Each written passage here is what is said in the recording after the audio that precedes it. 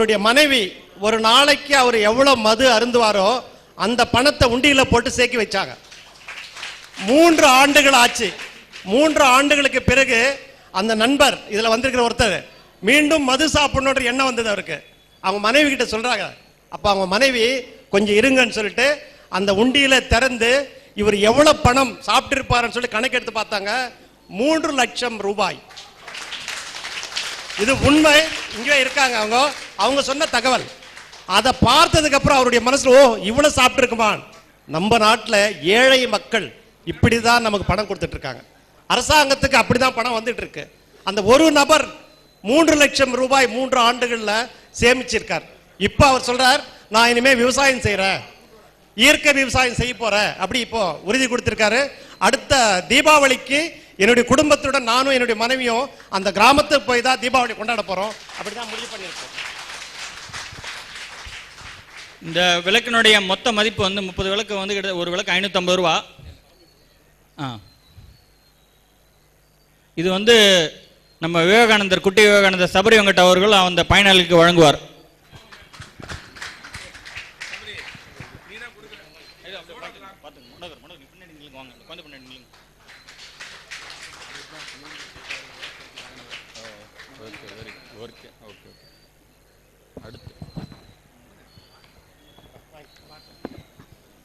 நம்ம வாசகர்கள் இன்னைக்கு வந்து ஒரு வீட்டுக்கு வந்து விளக்கேற்றி வச்சிருக்காங்க. எண்ணங்களின் சங்கம் அவர்களோடு சேர்ந்து இந்த மாபெரும் கைங்கரியத்தில் தங்களை ஈடுபடுத்தி கொண்ட ரைட் மந்த்ரா வாசகர்களுக்கு நான் என்றென்று நன்றி கடன் பட்டிருக்கேன்.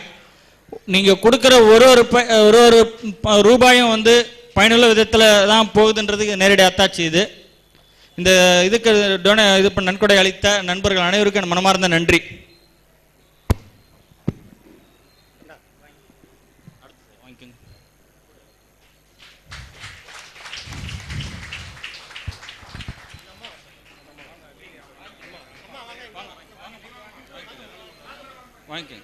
வாங்கி 2 பேரும் வாங்கிக்கோங்க.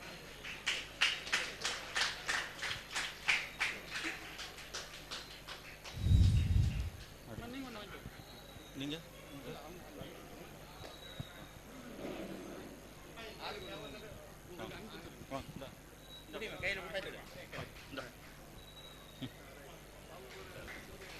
விளக்கு ஒப்படைக்கிற நிகழ்ச்சி வந்து இத்தனை சிறப்பாக நடக்கும் நான் எதிர்பார்க்கல. ரொம்ப நன்றி அனைவருக்கும். எல்லாரும் படித்து நல்ல விதமாக உங்கள் பிள்ளைகளை வளர்த்து நீங்களும் வந்து உங்கள் கொள்கைகளை வந்து பின்வாங்காமல் உறுதியோடு இருந்து உங்கள் பிறந்த ஊருக்கும் பிறந்த நாட்டுக்கும் பெருமை தரணும்னு கேட்டுக்கிறேன். ரைட் மந்த்ரா சார்பாக நீங்கள் அடுத்த ஒருத்தரும் விருது வாங்கணும், அதுதான் என்னோட ஆசை. ரொம்ப நன்றி வந்து விழாவை சிறப்பிச்சதுக்கு. அடுத்து இப்போ சிறப்பு விருந்தினர் பேச போகிறாரு. இவரை பற்றி நான் வந்து என்னுடைய தளத்தில் என்ன சொல்லியிருக்கேன்னா, என்னுடைய ரோல் மாடல் அப்படின்னு சொல்லியிருக்கேன்.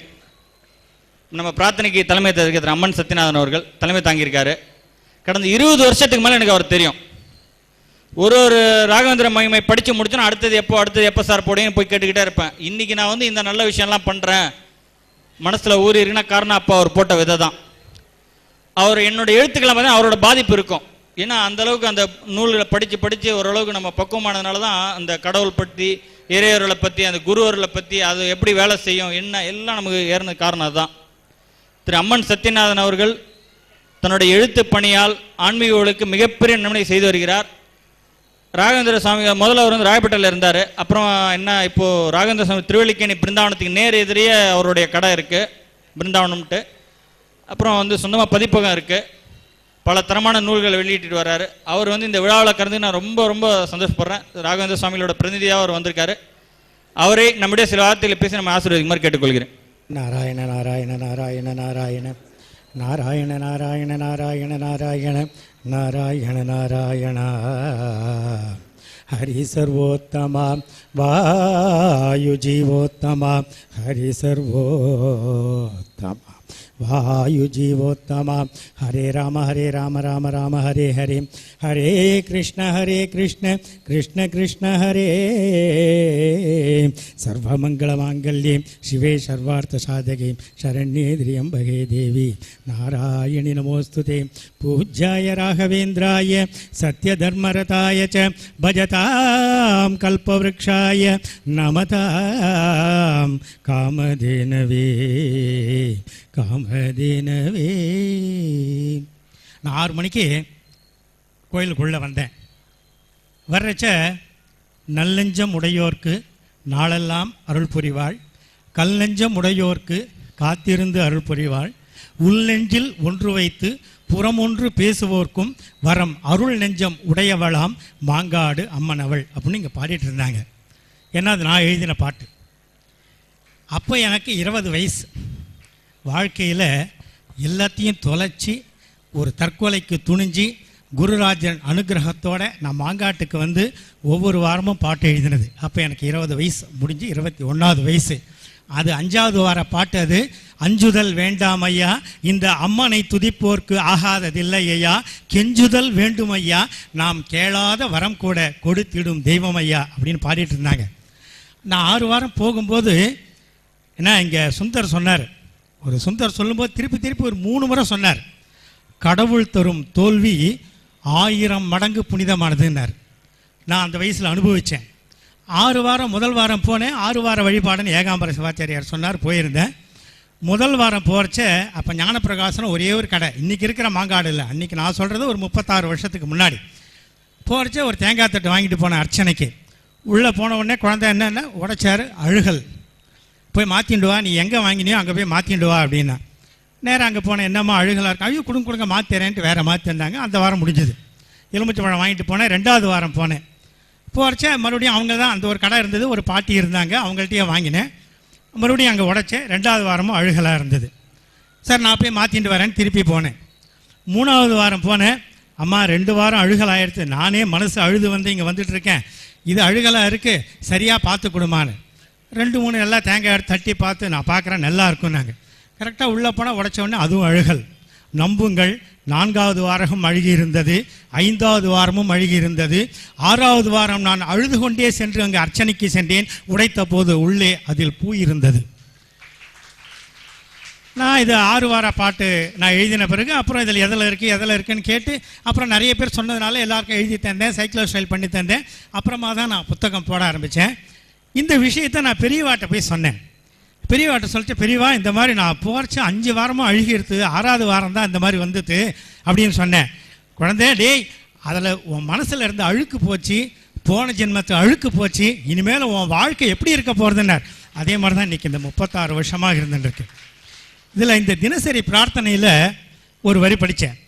தான் என்ற அகம்பாவம் தலை காட்டாது அமைய வேண்டும், வீண் பெருமை சிறிதேனும் ஒட்டிடாத மனம் வேண்டும் அப்படின்னு இதில் இருக்குது. பார்த்தேன். எனக்கு இதை பார்த்த உடனே ஒரு மகாபாரதத்தினுடைய நிகழ்ச்சி எனக்கு ஒரு நினைவுக்கு வந்தது. சுருக்கமாகவே பேசுகிறேன், ஏன்னா நேரம் இல்லை. 2-3 நிகழ்ச்சிகளை மட்டும் சொல்லிட்டு நான் அமைகிறேன். அதில் மகாபாரத போர் நடந்துட்டுருக்கு. அர்ஜுனன் வரான். வந்த உடனே அங்கே வந்து கிருஷ்ணர் இருக்கார், தர்மர் இருக்கார், எல்லாம் இருக்காங்க. வந்த உடனே தர்மர் கேட்குறாரு அர்ஜுனன்கிட்ட, கர்ணன் அடிச்சியா, கண்ணன் வீழ்ந்தானா, கர்ணன் வீழ்ந்தானாங்கிறார். இல்லை, நான் கர்ணனை வந்து அடிக்க முடியல, வீழலை அப்படின்னாரு. இன்னும் எப்போ பார்த்தாலும் இதையே நீ சொல்லிகிட்டே இருக்க அர்ஜுனா, உனக்கு காண்டீபம் இருக்கே, எதுக்கு அந்த காண்டீபத்தை வச்சுட்டு நீ இங்கேயும் அலைஞ்சின்னு இருக்கியா, நாடகம் ஆடுறியா? அவர் கர்ணனை அடித்தேன்னு சொல்லிட்டு வந்து சொல்லலையே நீ, இல்லை அந்த காண்டீபத்தை கொடு, நீ காண்டீபத்தை உங்ககிட்ட இருக்கிறதுக்கு உனக்கு தகுதி இல்லை, நீ கொடு, நான் பீமங்கிட்ட கொடுக்குறேன் அடிக்கிறேன்னு. உடனே அவனுக்கு அர்ஜுனன் என்ன பண்ணான்னா, அதை எடுத்து நேராக தர்மரையும் அடிக்க போயிட்டான். தர்மரை அடிக்க போனே கிருஷ்ணர் சொன்னார், ஐயோ இது தப்பு, உன்னை விட பெரியவன், அந்த பெரியவர்களை வந்து நிந்திக்கக்கூடாது, பெரியவங்களை வந்து இந்த மாதிரிலாம் நீ போகக்கூடாது அப்படின்னு சொன்னோடனே மறுபடியும் அவர் சொன்னார், இது மிகப்பெரிய பாவம், இது பெரியவர்கள் இப்படி பண்ணால் ஒன்று வேண்டாம் பண்ணலாம். கண்ணன் உடனே சொல்கிறார், ஒன்று பண்ணலாம், என்னென்னா நீ திட்டு, எவ்வளோ வந்து திட்டு, அது வந்து பிரச்சனை இல்லை, திட்டிக்கோ, அதனால் உனக்கு பாகம் வராதுன்னார். திட்டிடு, இல்லைன்னா உனக்கு அந்த பாகம் வரும், திட்டு அப்படிங்கிறார், தோஷம் வந்துடும்ட்டு. அவர் சொல்கிறார், நீ வந்து உன்னால தான் நாடு போச்சு, நீ திரௌபதியை நீ தான் வச்சு விளையாடினா, அப்படி இப்படின்னு சொல்லிட்டு இதெல்லாம் சொல்லி நிறைய திட்டினார். திட்டின உடனே உரையில் வச்சிருந்தான் அர்ஜுனன் காண்டியபத்தை, அந்த ஃபுல்லாக வாழை எடுத்து தன்னையே வந்து அறுத்துக்கிறதுக்கு போனான். போன உடனே கிருஷ்ணர் கேட்டார், ஏன் நீ ஏன் தற்கொலை பண்ணிக்க போறேன்னாரு. ஒரு அண்ணாவை நான் திட்டிட்டேனே, என்னோட பெரியவரை திட்டிட்டேனே அப்படின்னாரு. உடனே அவர் சொன்னார், இதுக்கும் ஒன்று இருக்குது, அந்த அகம்பாவம் வந்து நீ உன்னை நீயே தற்புகழ்ச்சி பண்ணிட்டா, நான் வீரன், நான் சூரன், என்னால் தான் இது நடந்தது, நான் தான் இப்படி பண்ணேன் அப்படின்னு உன்னை பற்றியே நீ சொல்லிட்டேன்னு வச்சுக்கோ, நீ தற்கொலை பண்ணிட்ட மாதிரி. அதனால் நீ உன்னை பற்றியே புகழ்ந்துக்கோன்னார். அர்ஜுனன் தன்னை பற்றியே புகழ்ந்துட்டான். இங்கே பார்த்தீங்கன்னா அவர் சொன்னார், எல்லார் ஃபோட்டோவும் இருக்குது, சுந்தர் ஃபோட்டோ இல்லைன்னார். எங்கோ இருப்பவர்களை தேடி தேடி பாராட்டுவது தான் இந்த rightmantra.com.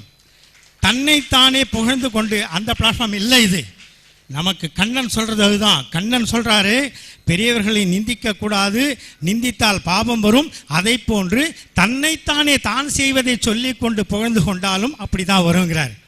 இன்னொரு சின்ன நிகழ்ச்சியை சொல்கிறேன். மந்திராலயத்துக்கு போயிருந்தார். ஒரு ராகவேந்தர்கிட்ட சங்கல்பம் பண்ணிட்டு நாம் சேவை பண்ணோம்னா அதுக்கு நிச்சயமாக பலன் உண்டுன்னு ஒரு இது உண்டு. அவர் நேராக மந்திராலயத்துக்கே போயிருந்தார். போயிட்டு ஒருத்தருக்கு மந்திரம், நான் 2வது பாகத்தில் எழுதியிருக்கேன், இது ராகவேந்திர மகிமை 2வது பாகத்தில். அவர் உள்ளே போய் பிரேஷ நமஸ்காரம் பண்ணுறார். அவருக்கு நிஜமாக ஒன்றும் தெரியாது, சரியாக சோஸ்திரம் சொல்ல தெரியாது, மந்திரம் தெரியாது, ஒன்றும் தெரியாது. அவருக்கு தெரிஞ்சதெல்லாம் பக்தி ஒன்று தான், எதுவுமே தெரியாது. ஆனாலும் அப்பண்ணாச்சார் சொன்ன ஸ்ரீபூர்ண போத குருதீர்த்த வயோப்தி பாராங்கிறது ஒரு சோஸ்திரம். இன்னைக்கு பூஜ்யாய ராகவேந்திராய சத்திய தர்ம ரதாயச்ச பஜதாம் கல்பவருக்ஷாய நமதாம் காமதேனுவங்கிறவரை அந்த அப்பண்ணாச்சார் பண்ண அந்த ஸ்லோகம். அந்த ஸ்லோகத்தில் இருக்கிறத அவர் சத்தமாக சொல்லிகிட்டே வர்றார். அந்த ஸ்லோகத்தை அவர் வலம் வந்துட்டே இருக்கார். ராஜச்சோர நேராக அந்த ஒரு பண்டிதரை உட்காந்துருந்தார் திண்ணையில். அந்த காலத்தில் மந்திராலயத்தில் பார்த்தீங்கன்னா ஒரு திண்ணை இருக்கும். அந்த திண்ணையில் ஒரு பண்டிதரை உட்காந்துருக்கார். இவன் நேராக நமஸ்காரம் பண்ணிட்டு இருக்கான். எல்லாம் முடிச்சுட்டு இவன் நமஸ்காரம் பண்ணிட்டு இருக்கான். அந்த பண்டிதரை நேராக நின்றுட்டுருக்கார். இப்போ நாம் ஒரு தெய்வத்துக்கிட்ட போகிறோம், போய் நம்ம குறைய சொல்லும்போது அவரை எழுந்து நிற்கும் போது உனக்கு அது நடக்கும். ஏன் கோயிலுக்கு போகிறோம்? ஒரு பெல் அடிச்சதுன்னா மனசுக்குள்ளே நம்ம என்ன நினைக்கிறோமோ அதுக்கு ஆமோதிக்கிற மாதிரி. ஆனால் அவன் சுற்றிகிட்டே வந்தான் பாருங்கள். நமஸ்காரம் பண்ணால் எழுந்து நின்ன உடனே நீ என்ன நினச்சோ உனக்கு நடக்காது, நீ செய்யறது சரி கிடையாது, உனக்கு எதுவுமே பலிக்காது அப்படின்னு அந்த பண்டிதர் சொன்னார்.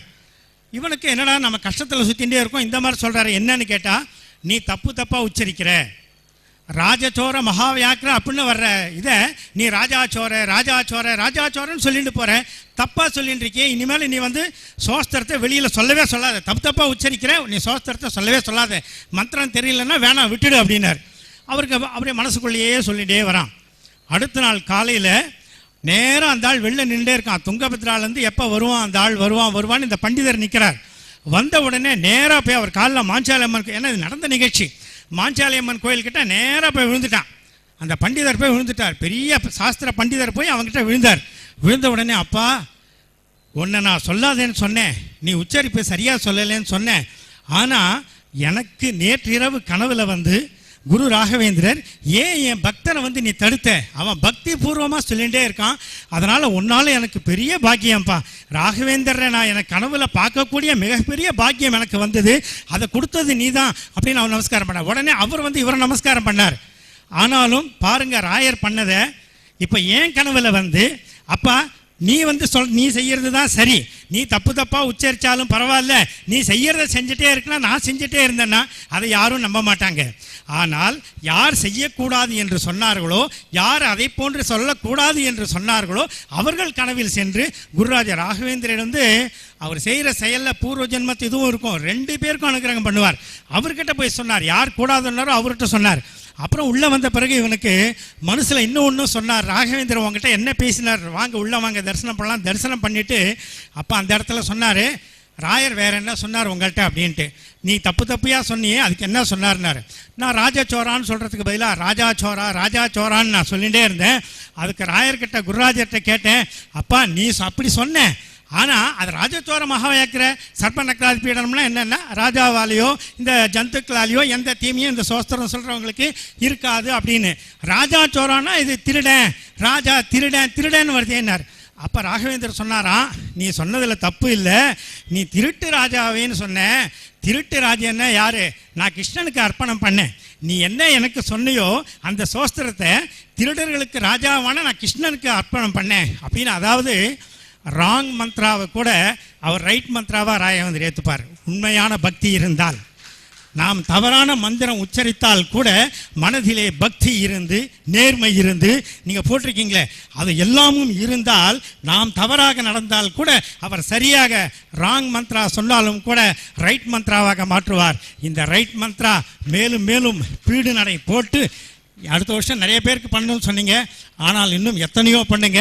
உங்களுடைய பணி எங்களுடைய ராகவேந்திர கிரந்தாலயாவிற்கு வேணும். என்னுடைய வாழ்க்கையில் நடத்தணும்னு ஒரு மிகப்பெரிய இதில் இருக்கேன். அது திருவள்ளுவரில் ஒரு 1.5 ஏக்கர் இதில் நடந்துகிட்ருக்கு. ஐயாவெல்லாம் அவர் வாய்ப்பு நிறைய கொடுத்தார், நான் பயன்படுத்திக்கல. அதுக்கு உண்டான இது குருராஜர் எனக்கு எப்போ கொடுக்குறாரு எனக்கு தெரியல. சக்திவனில் இருக்கும்போதும் உள்ளே வாங்க தொடர் எழுதுங்க என்னார், திரிசக்தியில் இருக்கும்போதும் சொன்னார். ஆனால் இப்போ காமக்கோடியில் தான் 8க்கும் 7 பிறவைக்கும் எழுதின்னு இருக்கேன். பெரியவாளை பற்றி இவ்வளோ இதே இல்லை. அவர் ஜேபி சார் அவர் பண்ணிட்டு இருக்கிறது இவர் நம்ம சுந்தர் சார் சொன்ன மாதிரி கொஞ்சம் நஞ்சம் இல்லை, அந்த சமுதாய பணி.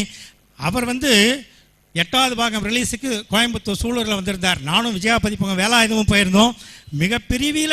பெரிய பதவியில் இருக்கார். அவரை போய் பார்க்கறதுனா அப்பாயின்மெண்ட் கார்டு கொடுத்துட்டு 2 நாள் 3 நாள் வெயிட் பண்ணால் தான் பார்க்க முடியும். நாங்கள் வந்திருக்கோன்னு போய் பார்த்தா நிஜமாக நீங்கள் அந்த ஆஃபீஸ் போய் பார்க்கணும். அவர் உள்ளே போய் யாரோ நிறைய பேர் இருக்காங்க, எல்லாரையும் அனுப்பிச்சார். முதல்ல எங்களை கூப்பிட்டு உட்கார வச்சு அந்த அழைப்பு இதை வாங்கிட்டு நிகழ்ச்சிக்கு அத்தனை அந்த படிக்கிறதுனா என்ன ரொம்ப அது இல்லைங்க, பக்தி. இன்னும் ஒரு சின்ன மாங்காடில் ஆரம்பித்தேன், மாங்காடிலே முடிச்சுட்டு நான் நிறைவு பண்ணுறேன். அப்போ மகாபிரிவா 7 வருஷம் வடதேசத்தில் இருந்தார். கர்னூலுக்கு வந்திருந்தார். வரைச்சே எனக்கு மந்திராலயமும் போகணும், பெரியவா பார்க்கணும். 7 வருஷம் பார்க்கல மகாபிரிவா. அதனால் அங்கே போகணுன்ட்டு நேராக மாங்காடுக்கு போயிருந்தேன். போயிட்டு ஏகாம்பர சிவாச்சார்ட்டையும் காசிராம சிவாச்சார்ட்டையும் ஏகாம்பர சிவாச்சார் பேரங்க ரவி அவங்க 2 பேர்ட்டையும் சொன்னேன். நான் சொன்ன பிறகு அவர் சொன்னால் நீங்கள் போகிறச்ச கூட யாரா 2 பேரை அழிச்சுட்டு வாங்க, என்றைக்கு ட்ரெயினோ அதுக்கு சாயந்தரமாக நீங்கள் வாங்க, 2 பேரை ஒரு பெரிய வஸ்திரம் எடுத்துகிட்டு வாங்க அப்படின்னார். சரி, அவர் சொன்னது அதுக்கு வேறு, அவருக்கு நிறைய கூட்டம் அன்றைக்கி. சரி, அதை மட்டும் காதில் வாங்கிட்டேன். நைட்டு எனக்கு பாம்பே மெயில் எனக்கு குத்தி ஸ்டேஷனில் இறங்கி நாங்கள் அப்புறம் ஜீப் வச்சுட்டு போகிறோம். அப்போ அங்கே நேராக மாங்காட்டுக்கு போகிறேன். முதல் நாள் 3 பேர் பெரிய காவி வஸ்திரம் எடுத்துகிட்டு ஒரு மஞ்சள் வஸ்திரம் எடுத்துகிட்டு போகிறேன். போன உடனே அந்த அர்த்தமேரு ஸ்ரீசக்கரம், இங்கே அம்பாள் மூலவர் அர்த்தமேரு தான், உற்சவர் தான் அங்கே இருக்கிற அம்பாள். அந்த அர்த்தமேரு ஸ்ரீசக்கரத்துக்கு போட்டிருந்த பெரிய ஒரு எலுமிச்சம் மாலை. ஏன்னா என் ஒருத்தனால தூக்க முடியாது. அத்தனை பேர் அவங்க சேர்ந்து 3 பேர் கொண்டு அந்த மாலையை கொடுத்து நாங்கள் அதை அப்படியே கீழே வைக்காமல் ட்ரெயினில் வச்சுருந்தோம். அடுத்த நாள் நாங்கள் போகிறோம். பெரியவா ஒரு அந்த ஸ்கூலில் தங்கியிருந்தா. அப்போ ஸ்கூலில் பார்த்தீங்கன்னா ஒரு மேடை மாதிரி சின்னதாக இருக்கும். எல்லோரும் க்யூவில் கிட்டத்தட்ட நான் அங்கே இருக்கேன், அந்த சேர்க்கிட்ட அங்கே இருக்கேன், ஒரு 40-50 பேர்கிட்ட அங்கே இருக்கேன். தூக்க முடியாமல் தட்டை வச்சுட்டு நின்றுட்டே இருக்கேன். பெரியவா மகா பெரியவா வந்துட்டே இருந்தது லைனு. திடீர்னு அவர் சிஷ்யா ஒருத்தர் நேராக வந்தார். அங்கேருந்து வாங்க வாங்க வாங்கன்னு இப்படி கூப்பிட்டார். நான் ஒன்றும் விஐபி கிடையாது, சாதாரண சின்ன பையன். அப்போயும் எனக்கு 22 வயசு, சின்ன பையன். இன்னும் யாரை கூப்பிட்றா, யாரையோ கூப்பிட்றா போட்டிருக்க, பக்கத்தில் என்னோட பெரியவாலாம் எல்லாம் இருக்கா, யாரை கூப்பிட்றான்னு சொல்லிட்டு பார்த்துட்டே இருந்தேன். அப்புறம் திருப்பி அவர் பெரியவா உங்களை தான் கூப்பிட்றா அப்படின்னா. தூக்காமல் நான் ஒருத்தனை எங்கேருந்து பலம் வந்ததுன்னு தெரியல. நன்றாக கவனியுங்கள், மனத்தில் பலம் இருந்தால் எந்த இதையும் நம்ம தூக்கி போட்டுடலாம். அங்கேருந்து ஒரு 3 பேர் கொடுத்த அந்த மிகப்பெரிய எலுமிச்சம் மாலையை, நாங்கள் 3 பேர் தூக்கிட்டு வந்த எலுமிச்சம் மாலையை அங்கே தட்டில் 3 பேர் நாங்கள் நின்றுட்டு இருந்தோம். அங்கே நான் எடுத்துட்டு அவள் பெரியவா என்ன தான் கூப்பிட்டான உடனே ஓடி நான் எடுத்துட்டு அங்கே போன உடனே எடுத்து கழுத்தில் போட்டுட்டு மாங்காடு அம்மன் தான் கேட்டார். எனக்கு அந்த மனோநிலை எப்படி இருக்கும்னு பாருங்கள். மாங்காடு அம்மன் தான் கேட்டார். அந்த என்னுடைய மனோநிலை, அந்த ஞானி பெரியவா பற்றி இவர் எழுதாததில்லை, எவ்வளவு எழுதியிருக்கார். அதை போன்ற மனோநிலை இங்கு விருது வாங்கின. ஏன்னா அவர் சொன்னார், விவேகானந்தரே பார்த்தேன்னு மணிமாறன் சொன்னார். ஞான சம்பந்தரை யாரார் பார்க்கலாம், பார்த்துருங்க. இங்கே அந்த அம்மா விளக்கு இது வாங்கும்போது காலில் நமஸ்காரம் பண்ணாங்க. ஞான சம்பந்தருக்கு பண்ண வணக்கம் அது. அதே மாதிரி அவர் ஒரு மது இதை பற்றி சொன்னார். எத்தனை அல்ல, ஏன்னா அந்த எனக்கு எப்படி இருந்ததோ அந்த மனோநிலை இங்கு விருது வாங்கியவர்களுக்கும் விருந்தினர்களுக்கும் எல்லாவற்றுக்கும் மேலாக சுந்தருக்கும் அது மனோநிலை, இந்த மனோநிலை மேலும் மேலும் வளர வேண்டும், நீடிக்க வேண்டும் என்று எந்தை குருராஜரை பிரார்த்தித்துக் கொண்டு உங்களிடமிருந்து விடைபெறுகிறேன். வணக்கம். சார் பேசுறதை கேட்குற ஒன்னொன்னும் ஸ்ரீ ராகவேந்திரரே நம்மகிட்ட பேசிட்டு இருக்காருன்றான் நான் நினைக்கிறேன். உண்மையிலே நம்ம ஆசிரியர்கள் மிகப்பெரிய புண்ணியம் பண்ணியிருக்காங்க. அடுத்து பகத்சிங் பேச்சு போட்டியில் முதல் பரிசை வென்ற பானுப்பிரியா அவர்களை பாராட்டி ஒரு நற்சான்றிதழ் வழங்கப்படுகிறது. அதை நம்ம சிறப்பு விருந்தினர்களை வழங்கும்படி கேட்டுக்கொள்கிறேன். ஆமாம், ரொம்ப சிறப்பாக இவங்க பேசியிருந்தாங்க. உங்களுக்கு என்னுடைய பாராட்டு, இவங்க பெற்றோர்களுக்கு என்னுடைய பாராட்டு. இவங்க பெற்றோர்களும் முடிஞ்ச மேடைக்கு வந்தால் நல்லாயிருக்கும்.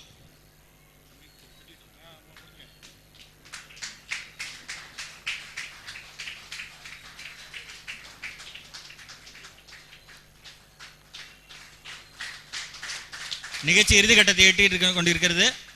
அடுத்து அடுத்து இப்போ ஒரு முக்கிய சிறப்பு விருந்தினர் ஒருத்தர் பேசுறதுக்கு முன்னாடி இன்னும் ஒரே ஒரு பரிசு ஒருத்தர் கொடுக்க வேண்டியிருக்கு. அது வந்து கொடுத்த பிறகு சிறப்பு விருந்தினர் பேசுவார். அது அந்த இது எடுமா சரவணன். இப்போ நான் இங்கே உங்களிடையே ஒருத்தர் அறிமுகப்படுத்த போகிறேன். இவர் வந்து யாருன்னா மிஸ்டர் சரவணன். இவர் யாருன்னா நம்ம ரைட் மந்த்ரா, எனக்கு வந்து டிசைனிங்லாம் நல்லா தெரியும், ஆனால் பிரிண்ட் ரிலேட்டட் டிசைன் நல்லா பண்ணுவேன். வெப் டிசைனிங் அதெல்லாம் எனக்கு நமக்கு அவ்வளோவா தெரியாது. ஒரு நம்ம வெப்சைட் ஆரம்பித்து இன்றைக்கி இந்த அளவுக்கு பண்ணுறதுக்கு அதுக்கு வந்து எந்த விதமான வணிக நோக்கம், ஆரம்பத்தில் வணிக நோக்கம் இருந்தாலும் நம்ம செய்யக்கூடிய பணிகளை பார்த்து, சார் நான் உங்களுக்கு சப்போர்ட்டாக இருக்கேன், நீங்கள் என்னை பற்றி கவலைப்படாதீங்க, நான் என்ன வேணுமோ நான் டென்ஷன் பண்ணுறேன், டென்ஷன் இல்லாமல் நான் உங்களுக்கு பண்ணி பேக்ரவுண்டில் சப்போர்ட் பண்ணுறேன்னு சொல்லி நமக்கு ட்ரபிள் ஷூட்டிங்லேருந்து ஹோஸ்டிங் எல்லாமே பண்ணி நமக்கு உறுதுணையாக தொழில்நுட்ப உதவிகள் பண்ணிட்டு இருக்க திரு சரவணன் அவர்கள். எனக்கு கடந்த 5 வருஷமாக இவரை தெரியும். பட் இந்த கடந்த ஒரு ஆண்டாக நம்ம ரைட் மந்த்ரா கூட இவர் வந்து பேக் போனில் சப்போர்ட் பண்ணுறாரு. இன்றைக்கி வந்து நீங்கள் சைட்டை பார்க்குறீங்கன்னா அதுக்கு எந்த ட்ரபிள் இல்லாமல் போயிட்டுருக்குன்னா இவர் பேக்ரவுண்ட்லேருந்து இவர் பார்த்துக்கிறாரு. ஃப்ளாட்டு கட்டி கொடுத்தது இவர், அதில் கொடுத்து நான் நடத்துறது நான். ஸோ இவரை பாராட்டி ஒரு சான்றிதழ், இது வரைக்கும் நன்றி ஒரு விழா தான், அதனால் வந்து இவரை பாராட்டி ஒரு சான்றிதழ் கொடுக்க கேட்டுக்கிறேன். அதாவது நம்ம வந்து நல்லது செய்யும்போது துணை நிற்கிறது தான் பெரிய விஷயம். அப்படி இருக்கும்போது இவர் சரவணன் அவர்கள் வந்து நம்ம செய்யறது மிகப்பெரிய, ஏன்னா அது ஒரு பெரிய டென்ஷன். வெப்சைட் நடத்துறவங்களுக்கு அந்த கஷ்டம் தெரியும், மிகப்பெரிய டென்ஷன் அது. அது வந்து மிகப்பெரிய டென்ஷன் அது நமக்கு இல்லாமல் பார்த்துக்கிறாரு. அவரை இன்னைக்கு கூப்பிட்டு மரியாதை பண்ணணும்னு நான் ஆசைப்பட்டேன்.